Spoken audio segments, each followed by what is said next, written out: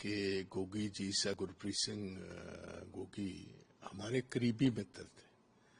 मुझे याद है आज से 11 साल पहले मैं पंजाब प्रदेश कांग्रेस का अध्यक्ष था, तो तब सारे अपने साथियों की डिमांड पर, पॉपुलर डिमांड पर, उनको मैंने जिले का, शहर का अध्यक्ष बनाकर रखा हुआ।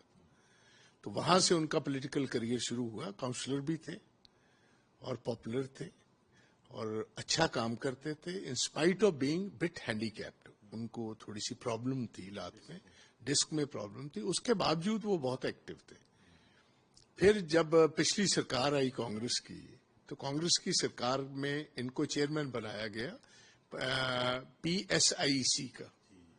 तो बहुत इंपॉर्टेंट चेयरमैनशिप है और अच्छा काम करते थे। मगर मेरा ख्याल है आखिर में जो इनकी ख्वाहिश थी MLA बनने की, वो ना पूरी होने की वजह से ये आप में चले गए। और आप वालों के पास क्योंकि कैंडिडेट थे नहीं, तो उन्होंने इनको ऑफर कर दिया। तो पहले इलेक्शन भी लड़े और इनको जीत भी प्राप्त हुई।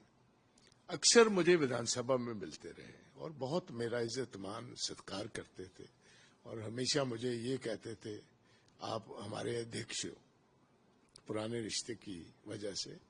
और बहुत वार्म हार्टेड थे, दोस्तों के दोस्त थे। और मुझे एक याद, अब बहुत बड़ी इनकी एक बात याद आई कि जितने भी लुधियाने के MLAs हैं उनकी लाइफलाइन बुड्ढा नाला है।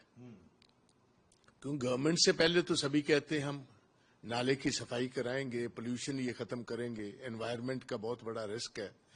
मगर जब इन्होंने देखा कि ये बात पूरी नहीं हो रही, in spite of the fact के भगवंत मान को वहां लेकर गए चीफ मिनिस्टर, और भगवंत मान जी ने अपना फाउंडेशन रखा जिसपे गोगी जी का नाम भी था।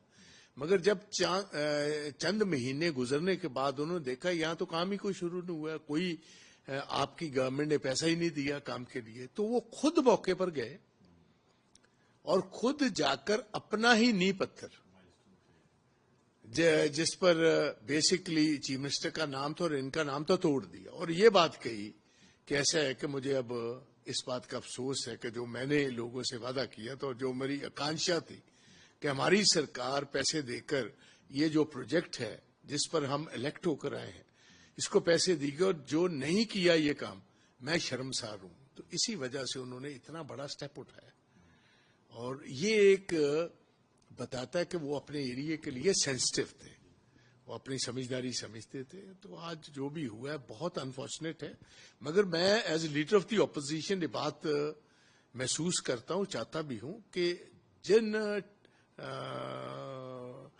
ट्रेजिकल हालात में उनकी डेथ हुई है, ये जो बहुत बड़ी ट्रेजेडी हुई है, तो ये सारी की अच्छी तरह इन्वेस्टिगेशन होनी चाहिए, जांच होनी चाहिए, इन्वेस्टिगेशन होनी चाहिए और उसका कारण ढूंढना चाहिए।